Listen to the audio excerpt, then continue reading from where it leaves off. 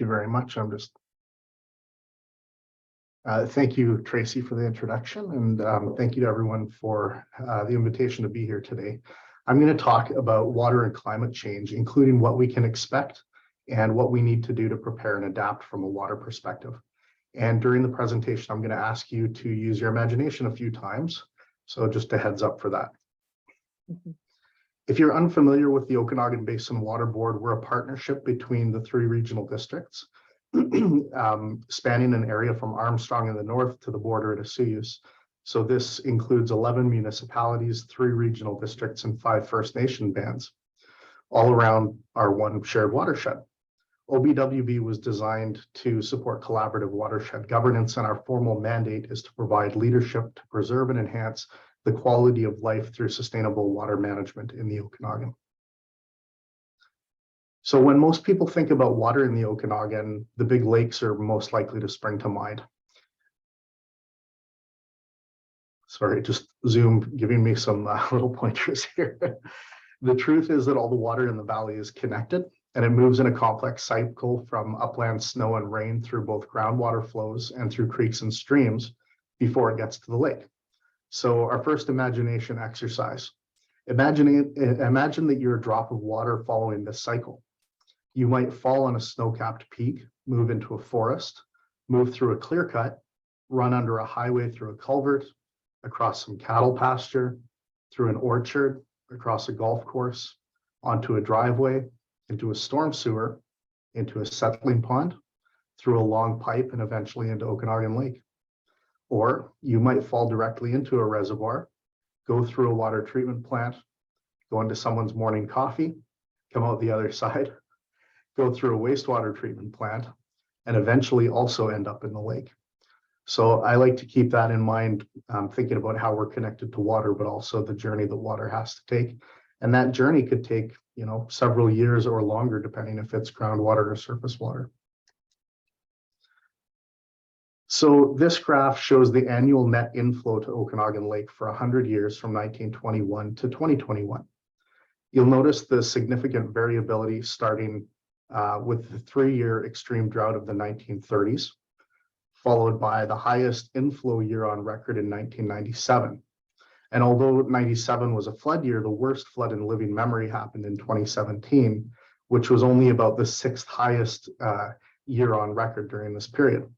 So why did this happen? Each of these lines represent all the water that came into the lake for the entire year. So averaged over 12 months in 1997, you have a wet year, but not the very worst flood year.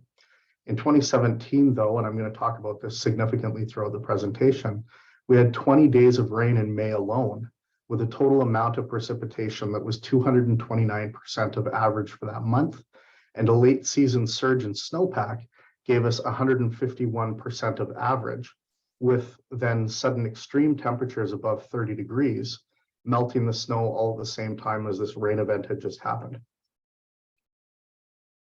I've also highlighted 2003, which was one of the lowest years on record, which you may remember led to this, the Okanagan Mountain Park fire. It's hard to believe this was 20 years ago, but we've all lived through many summary fires since, and this is what extreme drought can do. And I just want you to think back, if you remember this like it was yesterday, remember that's 20 years, because a little later I'm going to show you what we're expecting 20 years from now. And on the other end of the water spectrum, here's the lake in 2017 following that rain and snow event in May. Of course, May 2017 was followed by 2 of the driest months on record, with 45 days straight of no measurable precipitation. And I actually remember standing in the Canadian Tire parking lot after this dry spell when it started to just drizzle a tiny bit, and literally everyone walking to or from their cars stopped and started feeling the rain and talking about how it was raining. So it was kind of a cultural experience. I highlight these years because they're indicators of what we need to expect with climate change here in the Okanagan. According to the 2020 report, Climate Projections for the Okanagan region, we will see warmer temperatures year-round. Summers will be considerably hotter and drier, with ecosystem impacts and increased water demand. That will lead to a longer growing season, again increasing water demand. Warmer winter temperatures, so we won't get as much snowpack in the mountain, but we'll get more rain year round except for summer. And so this is going to mean we have less storage in the snowpack and more risk for spring floods and then summer drought, just like we saw in 2017. Part of the reason for this is because hotter air can carry more moisture. So you've probably all heard the term atmospheric river by this point, but according to the NOAA, the National Oceanic and Atmospheric Administration, the average atmospheric river globally carries between 2 and 6 times the volume of water at the mouth of the Fraser River. An exceptionally strong atmospheric river can carry 90 times the volume of the Fraser. So just imagine looking up and seeing that, if you could see that water in a river, but looking up and seeing 190 times the volume of the Fraser, it's bigger than the Amazon. And this is one reason that every degree of warming is so significant. This graph shows the total weekly extraction from surface sources in the Okanagan during each week of the year. And I would think many other regions in BC are similar to this in demand. You can see the demand peaks in week 30, which is the last week of July. And a lot of this is agricultural demand. And of course, in drier years, there's more demand for water. Now I've overlaid an example curve of the relative snowpack compared to when the demand is highest. And this curve is just a rough representation to illustrate the point. But with climate change, we expect to see the inflow shift to be earlier in the year with a shorter peak. So again, we're both more likely to get floods in the spring and also droughts in the summer. So the colored curves are what we can't control locally, but the black curve, the demand curve, is what we do need to focus some of our attention on. What are we doing to affect demand? Well, one of the projects OBWB is working on is with the agricultural sector to better coordinate water usage and to clarify plans to reduce water use during drought conditions. This can help significantly reduce that demand side of the equation, ensuring longer-term supply in times of drought. And I've put a link here. You can find out more about this initiative on obwb.ca/ag. We're also running our annual public outreach campaign, which I hope all of you have heard about at this point, Make Water Work, aimed at the significant water that goes to our lawns and landscaping in residential areas. This is the second largest user of water in the Okanagan, and you can find out more about this program, including resources to make water work better in your own home at makewaterwork.ca. And this water education also extends into the classroom now with these fairly new handy water education guides. These guides meet the BC curriculum guideline, incorporating a Silk's knowledge perspective, and include resources to explore outdoor education as well. And they're suitable for K through 12. And you can find these guides on okwaterwise.ca. And ultimately, all this says we need to change our water culture in the Okanagan so that all people are using water responsibly and sustainably. Beyond water conservation, though, we also need a better understanding of how much water is actually coming into the system. The OBWB has been reestablishing a network of stations to measure the amount of water that's flowing in our streams. The federal government used to maintain one of the most extensive networks of these stations across the country in the Okanagan, but in recent decades, only 15 of the 79 drainages in the region were monitored by the Water Survey of Canada. So my colleague Nelson here at OBWB is working to reestablish several old stations and sharing the data with many users. And this information is critical to all kinds of water management decisions, but at a minimum, it allows us to have an early real-time alert of flood conditions, helping to defend property and enhance public safety. And I was talking to Nelson about this yesterday. Each of these stations has an alarm on it so that if the river or stream hits that certain height, that a notification will go out right away to say, hey, a lot of water is coming. On the other side, though, aside from the flood equation, these stations also allow decisions to protect environmental flow needs during times of drought. If you haven't heard of environmental flow needs before, it's defined as the volume and timing of water required for the proper functioning of the aquatic ecosystem of a stream. So how much water do you need at any point in the year to keep the stream and all of its life and the life around it healthy? And this work to protect EFNs, or environmental flow needs, is led by the Okanagan Nation Alliance Fisheries Department. And so despite climate change, the work over the last 20 years by the ONA to restore salmon to the Okanagan led to 2022 being a record year since the river was dammed and channelized in the 1950s. Last fall, more than 660,000 sockeye returned to the Okanagan, more than 3 times what was predicted for the year. This type of migration is going to be further supported by the data provided by these hydrometric stations, which can help regulate flow. But also, when you can regulate flow, you can have an effect on the temperature to an extent and make the conditions again more favorable to the salmon and other aspects of the ecosystem. So protecting our ecosystems is also going to be an imperative to adapt to climate change. So this brings us to a big question. If we haven't been measuring how much water is coming in, how could we manage the lake levels to prevent floods and droughts?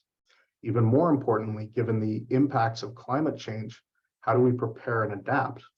How do we learn to live with the unexpected? Here's our second imagination exercise.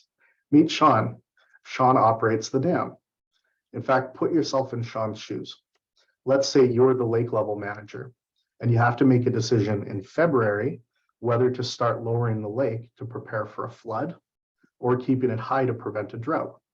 If you keep it too low and there's a drought, communities downstream might run out of water. If you keep it too high, you won't have enough time to release water without flooding communities downstream and potentially washing out the channel in Penticton. I should mention you can only lower the lake safely by 1.5 centimeters per day. So how do you make this decision? Here's the information you currently have available. You look at the amount of snow that's in the hills in these 2 graphs, compared against the average, which is the gray area, and you determine whether you're going to get a lot of water in the spring or very little water in the spring.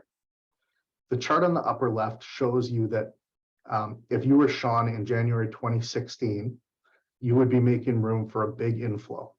In February, March, and April, you'd still be letting water out.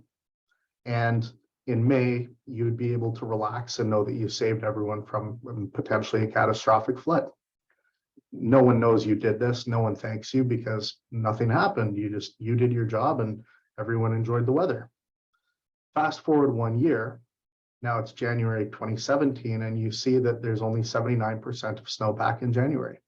So you start to hold water back, thinking there's going to be a drought. February, the same. March, it creeps up a little bit. And by April, you've only got a normal snowpack. So there's no reason to anticipate you're going to get a late season surge. You've kept the lake high to prevent a drought. All of a sudden in May, you get 229% of average rainfall. The snowpack balloons to 147% of normal, and then the temperature hits 30 degrees. So do you still want to be in Sean's shoes? One more visual to illustrate what happened, and a note that Sean exceeded the engineered capacity of the channel in Penticton, allowing up to 1.7 centimeters off the lake per day to flow down the channel. But compare that with 5.6 centimeters flowing into the lake each day. So this could have been worse than it even was. That's quite a difference there in that chart. Oh yeah, one more thing.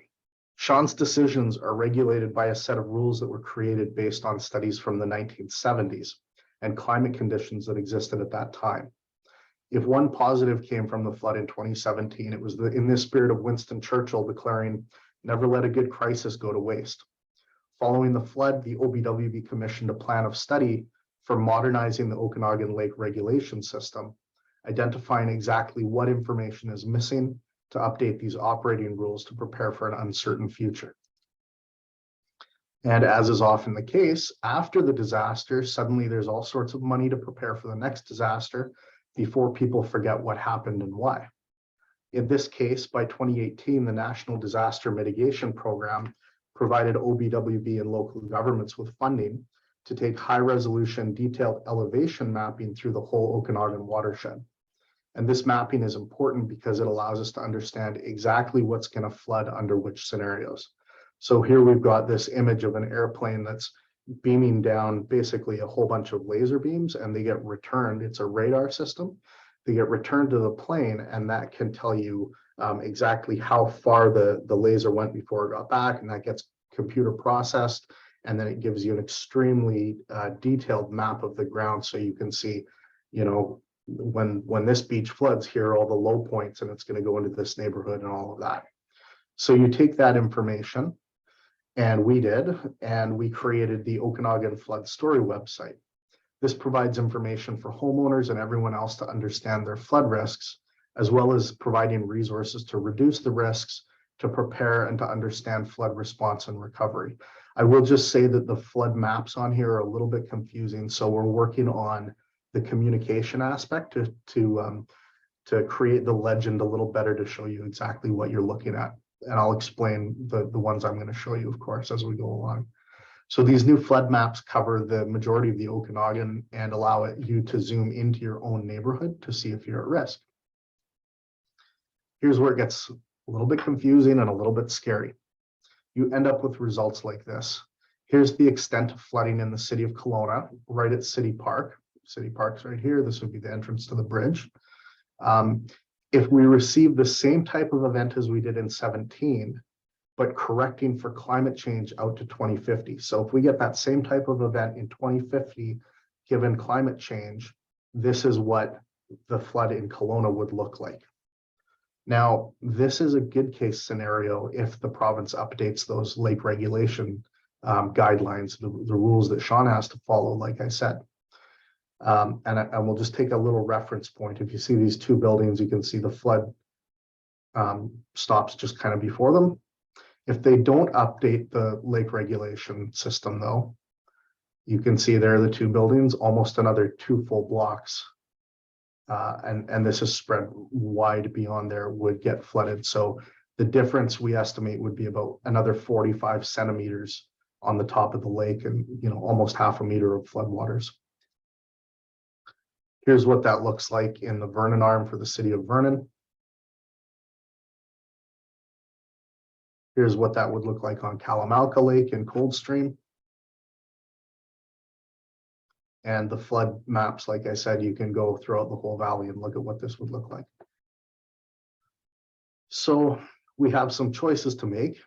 I'm happy to say that following the publication of the new flood maps, the city of Vernon has changed their bylaws to ensure that any new development in the flood zone is either built above the height of the flood, the predicted floods, or the building is basically designed either to get wet or to be protected from flood in a quick response scenario.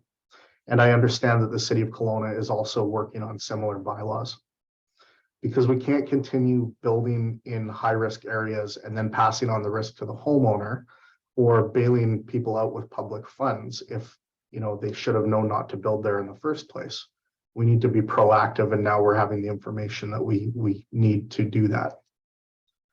Similarly, we need to be proactive with drought. This will always be affected by the changes in the Okanagan lake regulation system, but we also need the new water saving culture and ethic in our society. If we all conserve water as a standard practice, we don't have to worry about making a choice between green lawns and orchards, or between hay for horses or water for fish. And the preparation for climate change also gives us an opportunity to go back and re-examine some of the choices of the past. For example, here you can see the Okanagan River replaced by the Penticton Channel.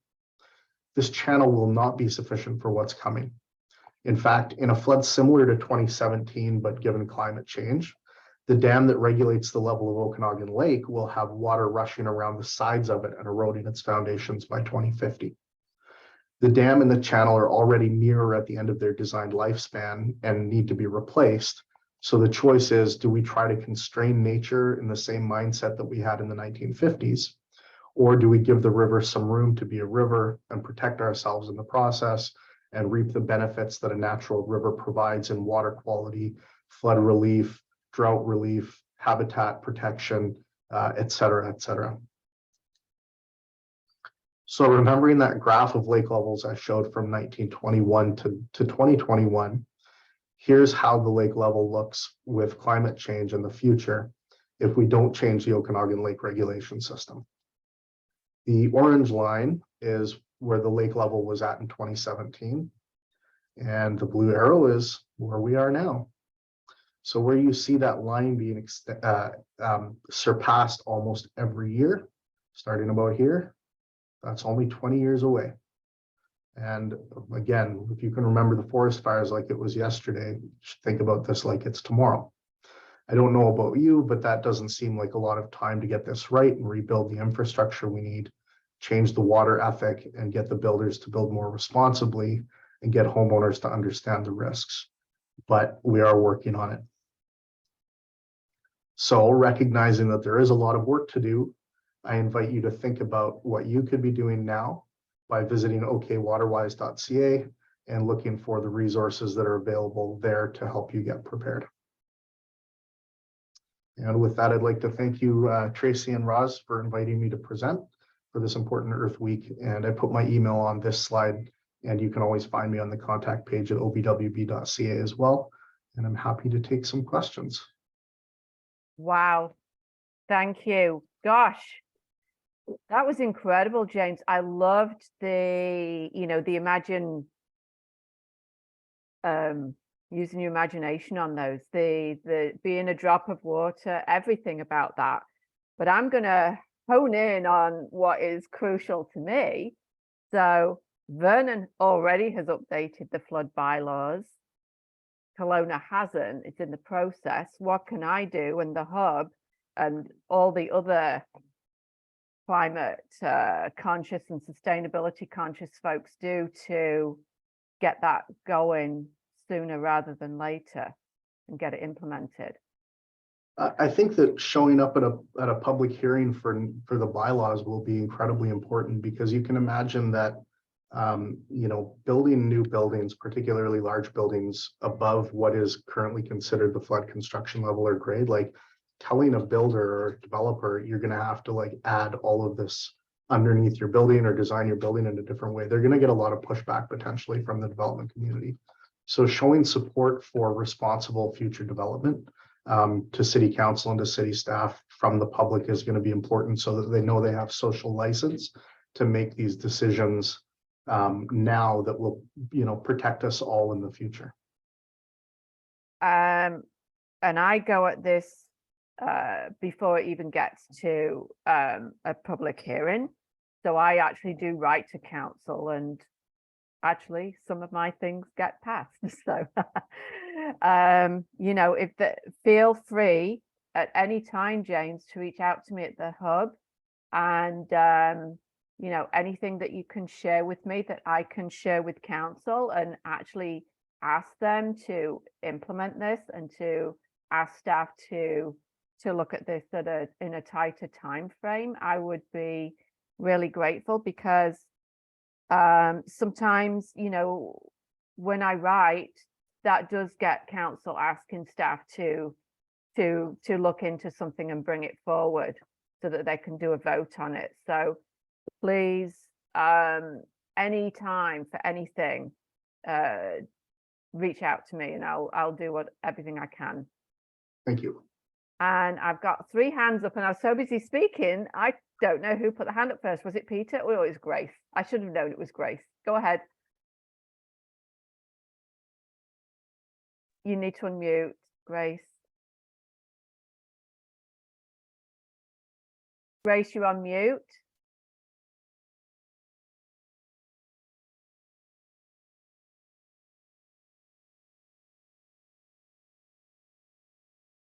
Sorry, Grace.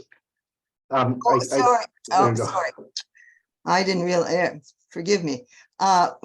It's really important, how these bylaws be set up to have for people to go in. But what I'm not hearing in the valley or around is what I feel is not being addressed is what's happening in our watersheds with all the poor forest practices. I mean, we can do all the mitigation we will in a community to prevent flooding. If we don't do something up in the forest and protect our watersheds, we're going to be in big trouble. And Kelowna especially is in big trouble right now with Joe Ridge and what's going on there. If they continue to clear cut like they are, then all that sediment and so on goes down right into Okanagan Lake, and we're going to have further problems. So what are some of the recommendations from the board in terms of how we as citizens can start addressing this issue?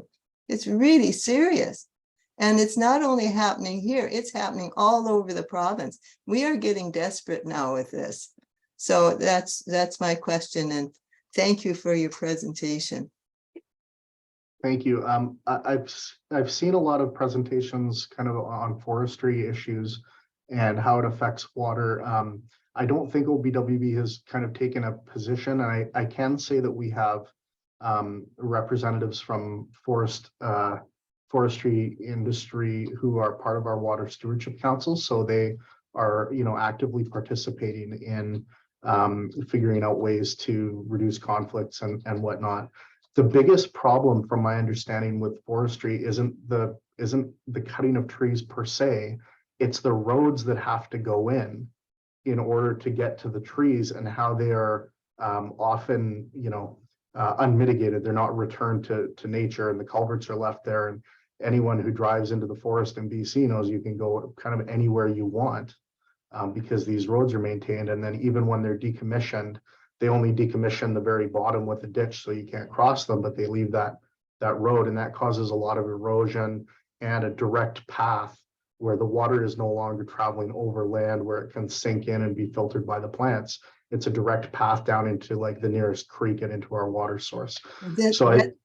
And I agree, that's exactly what's happened with the road above Duto Creek, which is our watershed, and that in a terrible landslide. So all the sediment has gone into the pond, and then, but they just decommissioned another road, and they haven't done any proper repair. Like, do you have any ideas for us in knowing how we can, are we supposed to do task force to get together on this whole issue about the roads?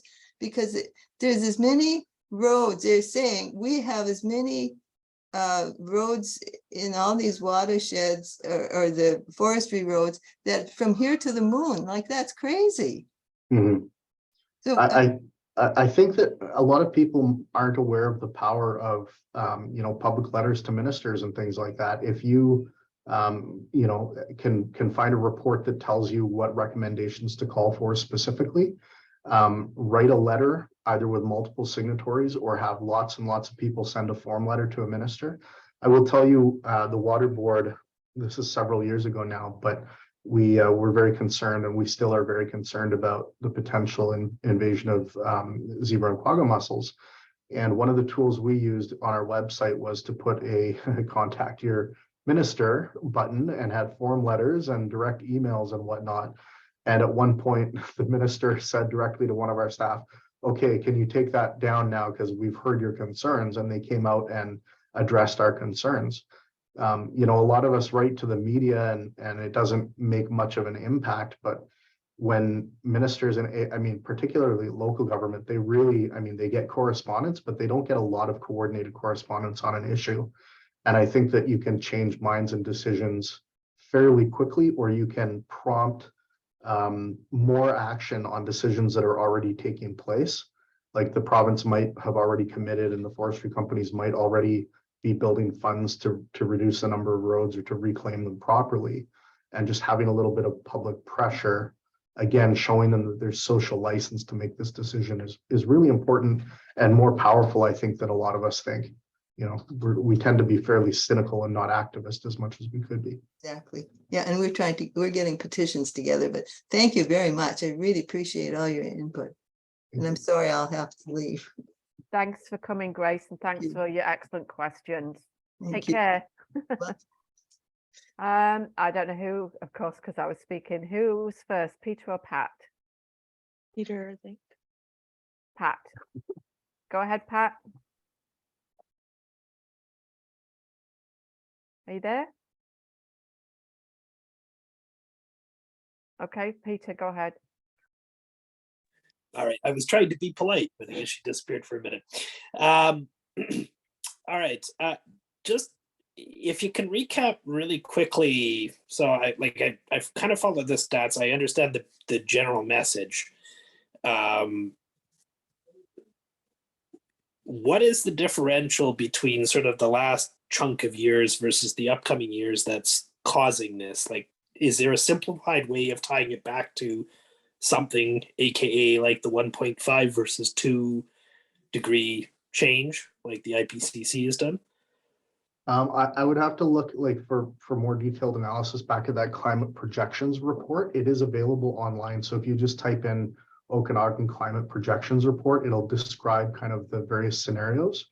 And it's got really good like temperature change maps and water change maps, and it's specific to the 3 regions within the Okanagan. So I'd encourage you to kind of look at that. From a water perspective, though, it's that one graph I kind of showed that hotter air can absorb more water. And I was thinking about this. I've never put it together before. I was looking at this presentation that, you know, when you run your dryer on like gentle and there's not much heat, your clothes take a long time to dry. But when there's a lot of heat, they dry very quickly. And it's always like, oh, heat dries things. And it's like, no, it's the warm air absorbing the moisture and then being pushed out of your house, right? If you were to just heat your clothes, they're not going to dry unless there's air to carry it away. And so every degree, and maybe I'll share that graph again for a second here. Just please bear with me. I'm going to go back. It's not a consistent, where was it here? I think you Past it maybe. already. There it is. So it's not like a consistent line that goes like this, right? It's like the hotter it gets, it's almost exponential. So, you know, once we get to what's the average temperature, like 20 degrees or something, I don't know off the top of my head, but it starts climbing pretty quickly. And so that's why every degree of warming means like a lot more potential for flooding, and not just like the air capacity to carry the water, but you don't have the snowpack and all of those things that I mentioned as well. So it's really complicated very quickly, but the warmer it gets, you know, it's that exponential effect. Okay, great, thank you. It's the lead into what my original question was going to be, and that's about reclamation of natural lands. Like you used Penticton as a good example. I know we've got, you know, a couple of locations here in Kelowna, particularly around Mission Creek. Well, all of the creeks really. What I'm trying to get a sense from you of is like how much sense it would make to do some reclamation and downgrading of zoning, I guess, in some of these locations versus the cost of having to try and mitigate around them. Yeah, I think that we're going to have to do that cost benefit analysis at some point, and using Grand Forks as a case study. You know, they had this area in Grand Forks that was completely run over by the river when it flooded a couple of years ago, and the government went and paid people for their properties to get out of there and turn that back into a floodplain after the disaster. But the sad thing is that they paid them the value of their property post flood, right? So people lost the value of their property. If you sold the day before the flood, you would have gotten, you know, whatever, 500,000, and the day after the flood, 50,000. So I don't think that's fair to people either who have bought, you know, most of us don't have the advantage of building our own houses or having a say in how they're built or anything. We go in and either buy an old house, or even if you're buying a new house, it's something a developer has done. And you kind of trust that they've followed the bylaws and the building codes and all of that sort of stuff. So it's really the local government setting up the bylaws, the province requiring the building codes. Those are the things that are going to make a difference going forward. But anytime we can restore a section of river, whatever that area looks like, is going to be more beneficial than trying to build up the dikes the way they are or anything like that. Like, I think if we have the option to down zone like you suggested, or even if you prepare some sort of temporary flood defenses around a house, but you can let the streets flood or whatever, like my boss said to me yesterday, ultimately the river's going to do what the river wants to do, right? We saw that in the lower mainland. And we just have to know that's going to happen and think about, we've seen it in Calgary now, we've seen it in the lower mainland now, we've seen it in Grand Forks now. Like, how many times do we have to experience this before we get serious about the future? I don't know if that answers your question, Peter. It kind of does. Yeah, I think maybe a good offline discussion at some point might be good too. Yeah, one of the things I've thought about, and this is not a water board thing, it's just something I've thought is like, what if governments had the right of first refusal on sales in the floodplain? Right. So if your home is in the floodplain, you've got a zone that says the government gets to make an offer for your house before you can put it on the market. And by the way, you have to tell the buyer that it's in a flood zone, right? You have to disclose that. And then the city of Kelowna has bought a lot of old houses on the lakefront and turned them into parks, right? Or parking lots, but that's to reclaim the lakefront for the public benefit, which I'm personally a big fan of. But it also allows them to have areas where, you know what, we can flood a park when the lake goes up. We can let the park flood and let the water go there. We can't do that with somebody's house. Or it's just more costly if it goes to somebody's house, I guess. Yeah. Yeah. I Well, like that idea, James. Oh my gosh. The city of Vernon has just done a study, and they're looking at Polson Park, and I think it's anyway, it's Vernon Creek through there. I think no, it's not. Anyway, one of the creeks in Polson Park. They've just done a study, and they're removing the old channelization, and they're redesigning the park to allow the whole thing to just flood naturally. And so when you go to this park, why does it have to be grass right up to the water's edge, right? Most of the year, you're going to be able to enjoy that land, but in the spring, you can look and say, hey, the creek is doing what the creek wants to do. So there is movement on that type of thing as well. I won't belittle this too much more because I've consumed a lot of airtime. Hopefully a quick answer. How much are we experiencing in Kelowna in terms of risk of flooding versus some of the other areas? I noticed like with Vernon, there's not a huge area of developed built up area. Obviously you showed the downtown map. Like, is Kelowna, how much of Kelowna is at risk? Yeah, the whole lakeshore. Knox Mountain to, let's say, Bertram Creek Park, with varying degrees in there. But Kelowna obviously has the highest property values in the Okanagan.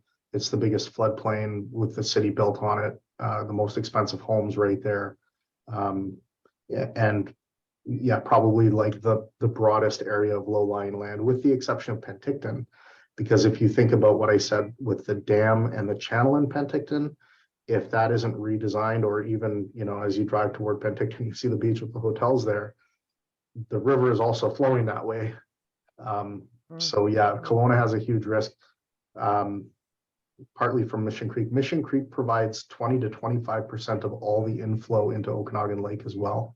So we don't tend to think about that. A quarter of all the water in that entire lake comes from that one watershed. So if we got a real big flood, the whole city's on a massive floodplain as well, right? Awesome, thank you.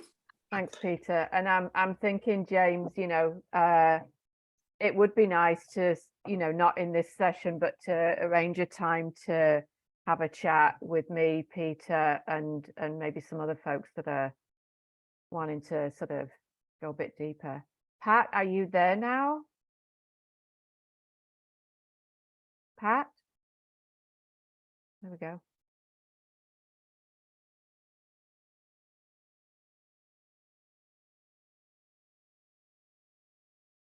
We're not hearing anything, and you've unmuted as well. Roz, do you want to? Sure.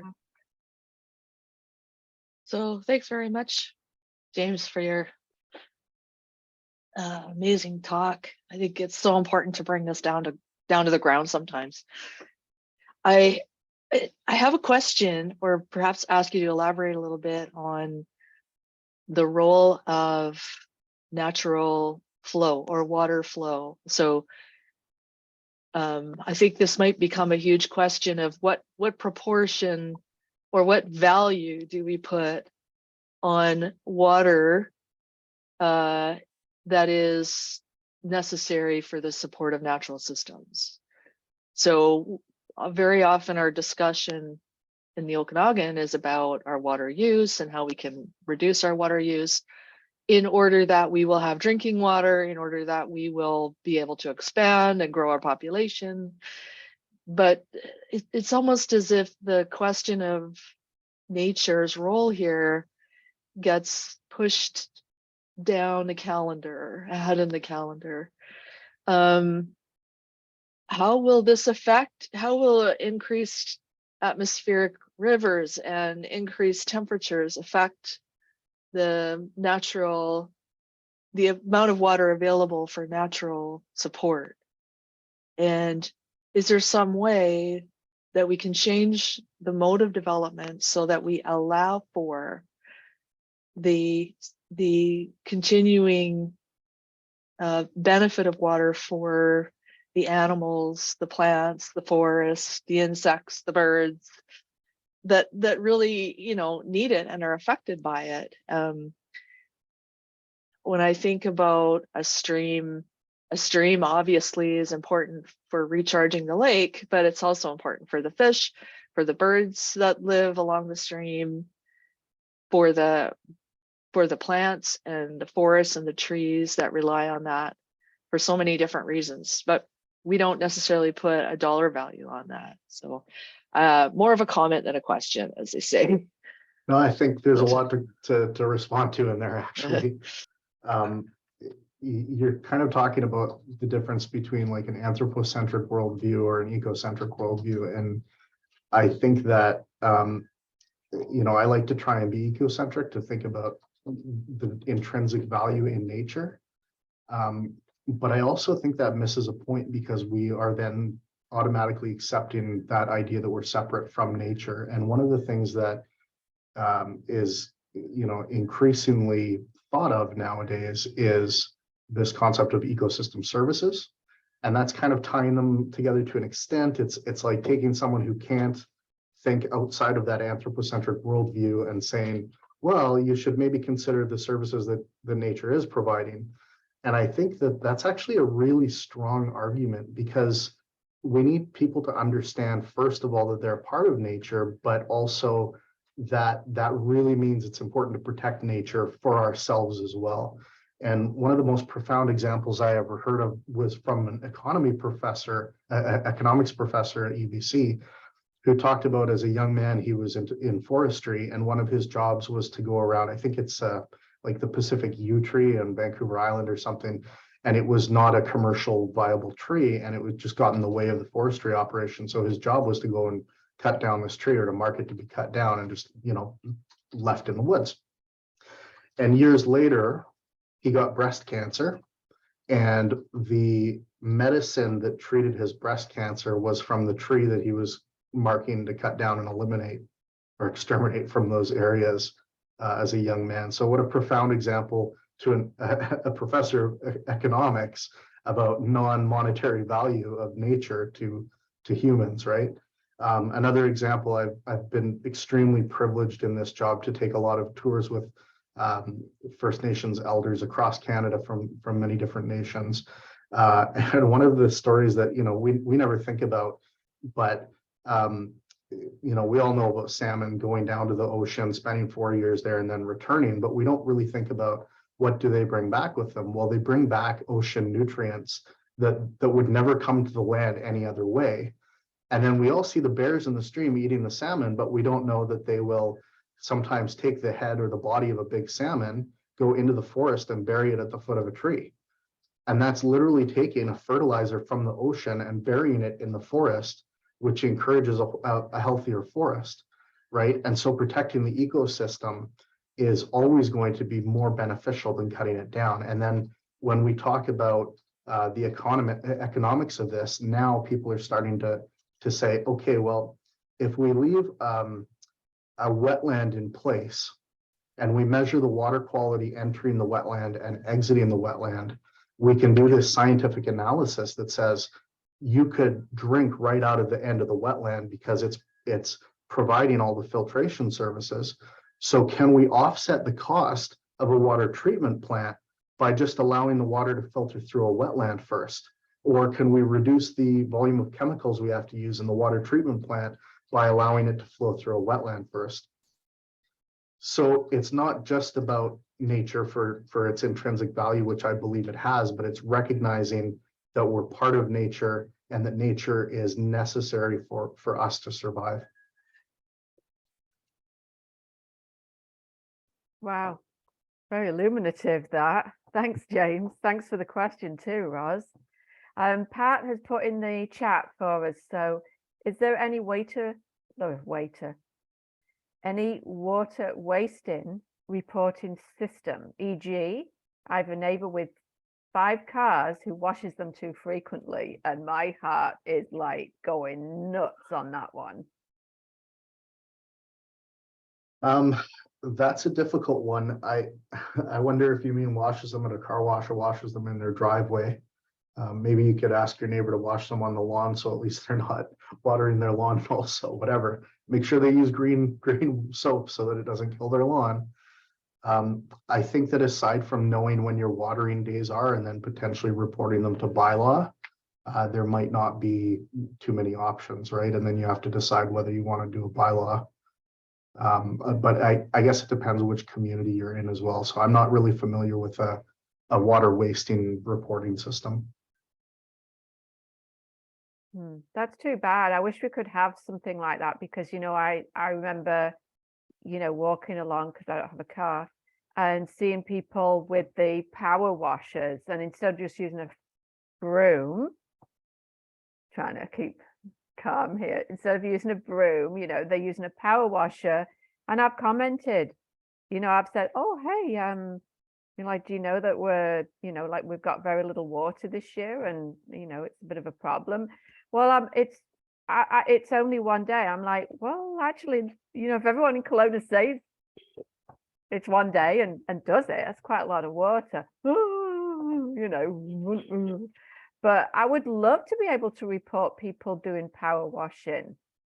But I don't know. I think Kelowna had a water hog reporting process in place for a while there. I'm not sure if it's still up or not, but yeah, you could report neighbors who are using excessive water. I don't know if power washer, maybe a power washer for 5 days in a week, maybe, but it would have to be during a time of water restrictions.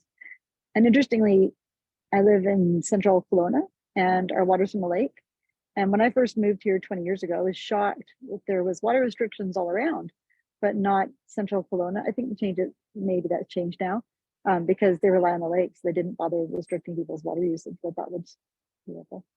Thanks, James, for this talk. It's been amazing. I really liked your analogy of using the hot air in a dryer. And so I've got a direct vent dryer, so I always call it my fire breathing dragon, because of course when the dryer is running, you're getting this huge large clouds of water vapor coming out of the house. I'm like, oh, there we go. And also when you get off the plane in Hawaii, everybody knows, if that's been to Hawaii, feels that moisture in the air, right? And that's just the heat. So thank you very much for those analogies. My pleasure. Peter's got another question for you, James. Only if nobody else does. I'm just sorry, I'm fascinated by some of this stuff. So if anybody else does, please, by all means, I don't want to hog the time. I'm not seeing anyone, so go for it. Okay, I'm going to go for it. This is maybe a slightly different topic, but kind of similar at the same time. What would your thoughts be on a parallel system of treated drinking water versus water for agricultural use, in terms of water conservation and things like that? Yeah, it's fantastic where communities are able to do what's called twinning of the infrastructure system, right? Because then you don't waste the chlorinated water and all that sort of stuff. It brings the cost down for the agriculture. From like a water conservation perspective, I think a way that you could save money anyway would be to implement the same kind of ethic that they do in Israel. When I was talking about educating the kids and changing the water culture, I really had this book in mind by Seth Siegel called Let There Be Water. It's about Israel and the way that, in spite of them being in the desert, they're a net exporter of water to countries around them. Part of it is desalination, but also part of it is every drop of water is recorded and accounted for, you know, and they've got very strict rules in place about who has the water and who doesn't and all that sort of stuff. I think anyone who's been to Europe, which I haven't, but I've heard stories of, also we'll talk about, like, if you're in a hostel or something, or in an area with a shared bathroom, and you run the water while you're taking a shower, somebody will pound on the door and be like, what are you doing wasting water, as opposed to, you know, wetting yourself, soaping and then rinsing off and getting out. So I think that there's a big cultural aspect to this, but the agriculture has a long way to go here on drip irrigation, and then that would also reduce nutrients, reduce erosion problems, like a whole bunch of stuff like that. And we have a lot of, I mentioned the Water Stewardship Council. I haven't talked about it in my presentation, but it's a technical advisory group for the Okanagan Basin Water Board, and it's a whole bunch of organizations, all levels of government. Okanagan College, UBC have reps that sit there. And agriculture, there are several different agricultural associations that are part of the Water Stewardship Council. And there are really fantastic agriculturalists who are saving a lot of water in the Okanagan. But it's an expensive proposition to redo your whole irrigation system. And if you're on a groundwater well that you only have to pay for the electricity of the pump, and you're not on an irrigation district or something, then there isn't a lot of personal impetus to change that. So twin systems are fantastic, but there's more that we can do just by changing our culture and improving our irrigation systems and things like that.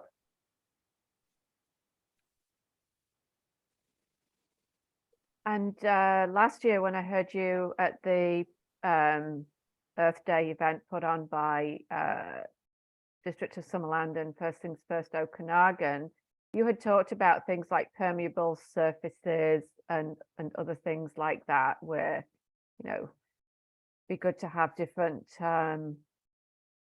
things in place. Yeah, would you believe I can't remember a year back?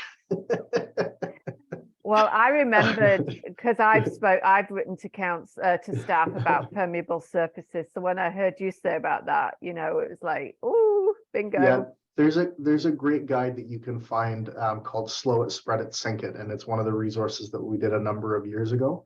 And I think it's called like a homeowner's guide to water conservation or outdoor landscape conservation or something, and that will talk about permeable surfaces. There's also, if you are interested in a landscaping perspective, there's the Make Water Work plant collection now that tells you, like, it's labels at certain nurseries. I think Bylands in Kelowna might still be a partner, and they're partners up and down the valley, where you see the Make Water Work label on a plant, and that kind of tells you automatically this is okay to plant in the Okanagan, doesn't come from the coast and require, like, you know, a torrential downpour to keep healthy.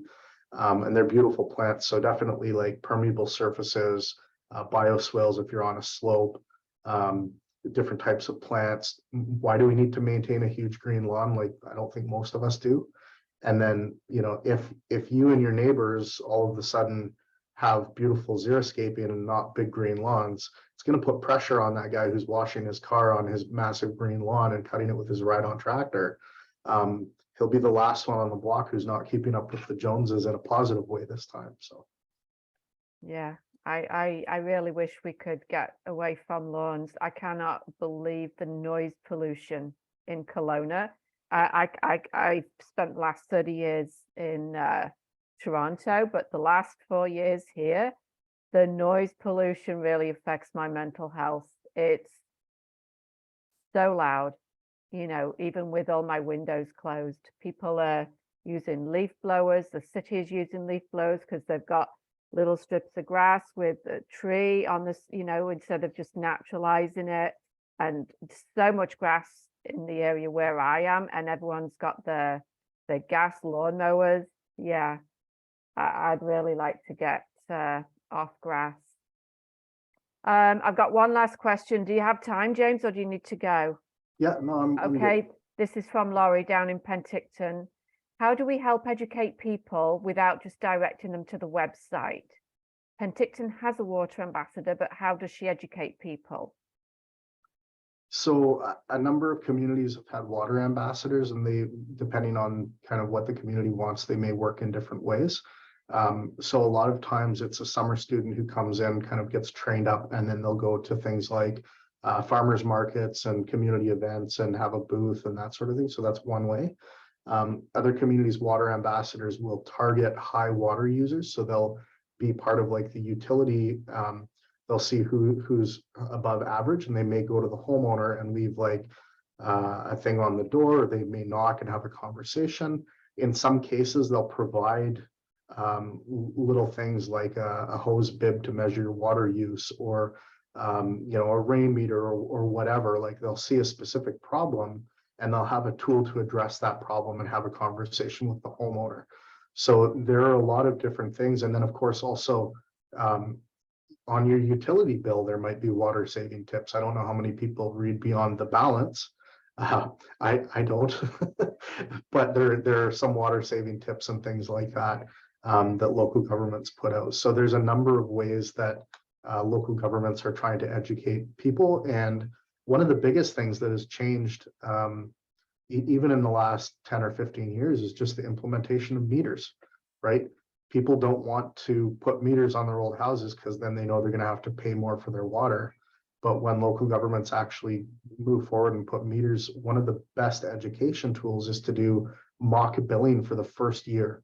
So you say to your public, don't worry, you're not going to get all of a sudden a meter and then a huge water bill. We're going to put your meter in and show you what you would be paying for your amount versus what you're paying now, and give you a year to adjust, and we'll provide you tips and education.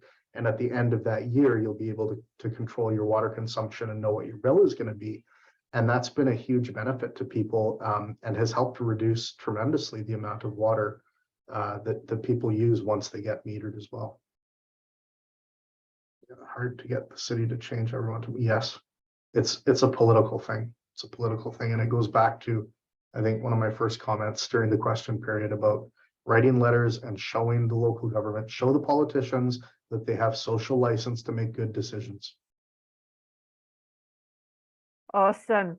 Thanks for staying a few minutes over, James. This has been such a great session, and I'll be in touch with you because I'd like you to provide a few more links for me, please, because we're going to send out various links right at the end of the speaker series to people who signed up. But yeah, it was amazing to listen to you, and look forward to a more in-depth conversation with Peter at some point, and yourself. Great. Thank you everyone for showing up today. And as always, call to action. If you have lawn, reduce your lawn. If you have neighbors with lots of lawn, just kind of talk about how much biodiversity you've got in your own garden and how you love not having to mow your lawn and listening to a noisy lawnmower. Just go for it. And with that, I'll say thank you and goodbye. Thank you. Take care.